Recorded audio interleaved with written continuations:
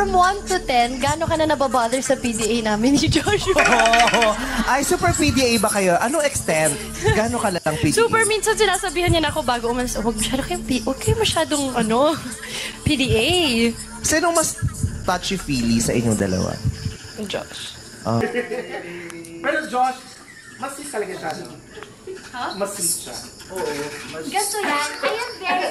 Napapansin ko niya, mas sweet siya sa'yo. Okay, we're both sweet. Yes.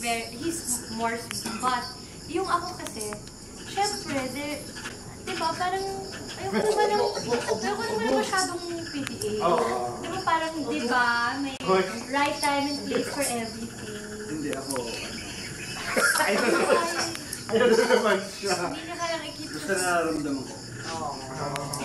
Kaya na papagalit ko kasi. What are your love languages?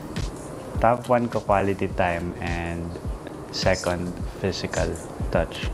Parang pakiramdam ko na-express ko yung pagmamahal pagka nahawakan ko yung tao. Just hugging her, him, friends, family, lahat. Julia is clingy. True or false? Oh no, super true. I'm very affectionate eh. At saka, pag love ko na yung tao, gusto kong malambing na ako. Gusto kong... Super hugger talaga siya, ganyan, matouch. Yeah. Siguro that's how I translate my love and care for someone yung touch. Love expression as a person. Yes, Tito Boy. Ako kasi, ako love language ko, physical touch eh. First ko yung physical touch. And importante sa akin yung naididikit ko yung kamay ko, nahahawakan ko siya, na alam mo yan, may... Touch ka. Yes. Tactile. Yeah. Ayun ba.